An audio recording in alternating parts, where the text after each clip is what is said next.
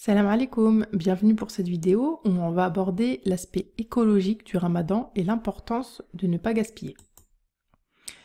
Voici un peu la structure qu'on va suivre aujourd'hui pour aborder cette thématique. On va aborder le sujet de l'islam et de l'écologie, les éco-gestes pendant le ramadan et l'importance justement de profiter de cette période pour se challenger et vivre ainsi un ramadan zéro déchet. Je voulais te citer ce verset du Coran que je trouve vraiment très fort et qui devrait être notre leitmotiv pendant le ramadan. C'est la fin du verset 141 dans Surat Al-An'am. « Et ne gaspillez point, car il n'aime pas les gaspilleurs. » C'est un verset qui me laisse sans voix et je me demande en fait comment on peut, après la lecture de ce verset, gaspiller indûment en pleine conscience, tout en sachant que Dieu n'aime pas ce genre d'individu. Je dis gaspiller en pleine conscience parce qu'il y a des gens qui gaspillent, mais qui ne savent pas, qui ne voient pas le mal en fait. Du coup, moi je pense que ce genre de personnes sont excusées, mais quand on sait au final les conséquences de nos actes et qu'on continue d'agir ainsi, voilà, je pense qu'il est bien de se rappeler, parce que le rappel profite aux croyants, pardon, il est bon de se rappeler ce verset-là.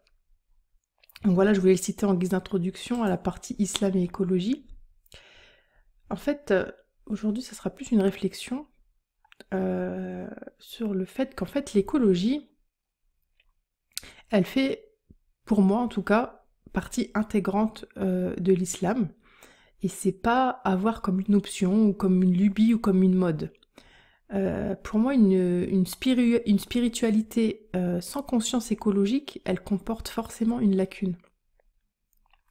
Il y a quand même de nombreux versets dans le Coran qui nous interdisent le gaspillage, qui nous interdisent les excès en tout genre, au niveau alimentaire, etc.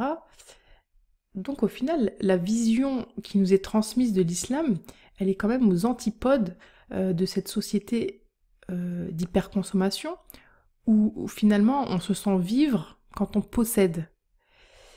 Et pour cela justement, il y a juste à prendre l'exemple de notre prophète sallallahu alayhi wa sallam. Il était sobre en tout, son comportement, ses paroles, son mode de vie. Il est le modèle parfait que l'on se doit de suivre. Tous les concepts actuels prônés par les adeptes du minimalisme ne sont pas nouveaux en fait. Il suffit de se pencher un minimum sur la biographie du prophète sallallahu alayhi wa sallam et d'analyser, en fait, de lire cette biographie avec un autre regard. Essayer de lire la biographie en essayant vraiment d'être en mode radar et de détecter les comportements du prophète que l'on trouve finalement dans chez toutes les personnes qui vont prôner l'écologie, peu importe qu'elle soit musulmane ou pas. Il suffit d'analyser sa façon de manger, les descriptions de son lieu de vie, de ses vêtements, son comportement envers les humains, les animaux, la planète, etc., etc. On s'aperçoit tout de suite qu'il était, sallallahu alayhi wa sallam, le meilleur des exemples en la matière. Mais en fait, je parle pour moi, pour tout le monde, enfin c'est un constat. Il y a toujours des exceptions quand on fait un constat, c'est qu'en fait on s'attarde pas assez sur ces traits de sa personnalité, peut-être en pensant que c'est optionnel ou en pensant que c'est pas important, mais je pense que si ce genre de fait nous est relaté, c'est pour nous faire réfléchir et aller au-delà de la simple description. Plus que jamais, la planète a besoin que l'on réponde à l'injonction divine et à imiter notre prophète sallallahu alayhi wa sallam en matière d'écologie. C'est pourquoi, justement, le ramadan arrive et ça reste quand même la période idéale pour introduire des éco-gestes, si tu ne le fais pas déjà, ou à continuer des efforts si tu es déjà dans une démarche de préservation de l'environnement, de zéro déchet, ou tu essayes d'être un peu plus, d'avoir une consommation un peu plus éco-responsable. Cette période-là, elle est idéale pour ancrer de nouvelles bonnes habitudes, on est toujours un peu plus motivé que le reste de l'année. Mais attention, pour que ces éco-gestes se pérennisent sur la durée, il faut y aller progressivement. C'est vraiment essentiel pour moi d'y aller progressivement. Le danger de vouloir tout faire du jour au lendemain, de tout changer, de changer ses habitudes, de passer vraiment d'un extrême à l'autre, c'est le risque de se voir démotivé par la suite et de tout lâcher. Donc comme d'habitude, on évite les extrêmes et on vise le juste milieu, en y allant pas à pas. Dans ce cheminement, une autre notion qui est importante, c'est le fait de faire preuve de bienveillance envers toi, mais aussi envers les autres.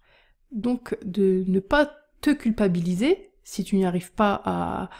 je sais pas, si tu vois sur Instagram, sur mon Instagram ou un autre qu'il faut faire ça parce que le fait d'utiliser du plastique pollue pendant tant d'années, tu n'y arrives pas et tu te mets à culpabiliser. C'est tout. Tu n'arrives pas à te passer de plastique pour l'instant.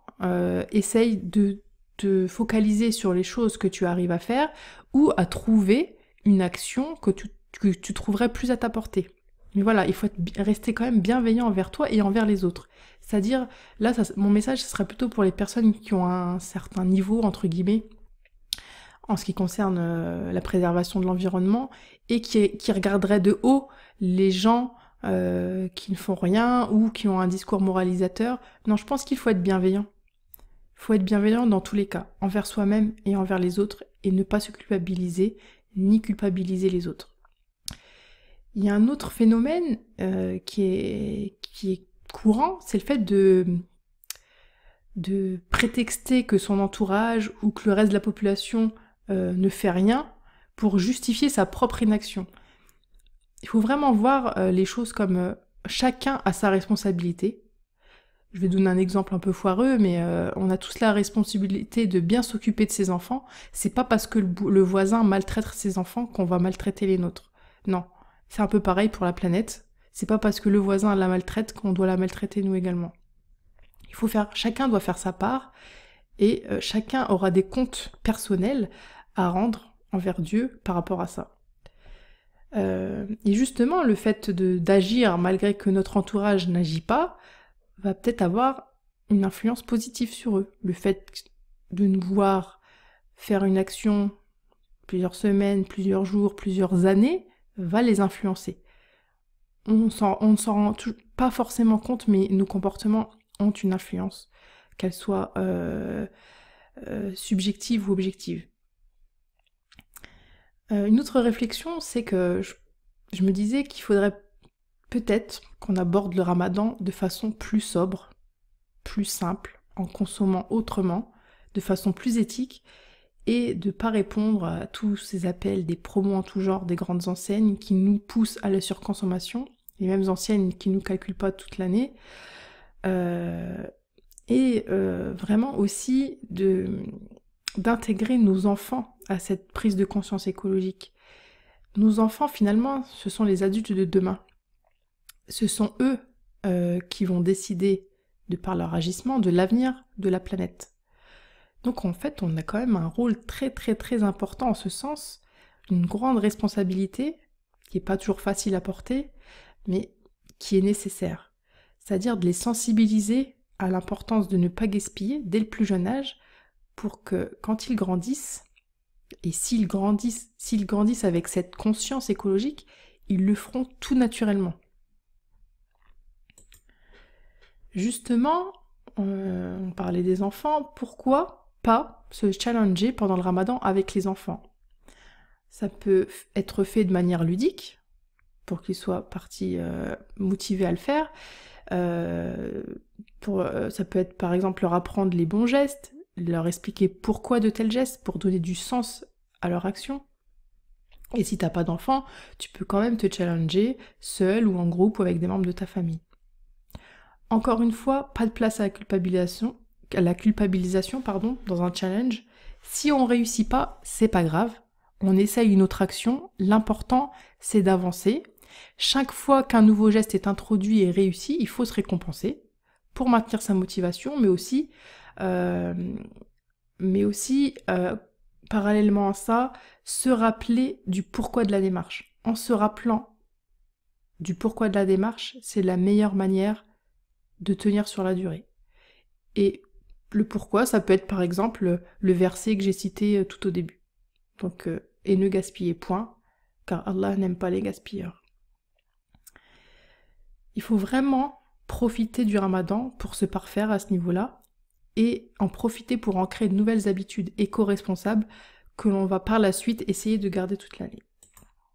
J'évoque le sujet dans le guide du Ramadan optimal. J'aborde succinctement la place de l'écologie en islam, car je vous fais un petit spoiler, ça fera l'objet d'un autre livre, Inch'Allah, car c'est un sujet qui me tient beaucoup à cœur. Je te propose dans le livre quelques idées d'éco-gestes à introduire pendant le Ramadan, ainsi qu'un challenge sur 30 jours pour faire mincir tes poubelles. Donc j'espère vraiment que cette courte intervention aura éveillé en toi l'envie de poursuivre ou de commencer à prendre soin de la planète en adoptant quelques nouvelles habitudes. Et je te dis à bientôt, Inch'Allah. Salam alaikum wa rahmatullah.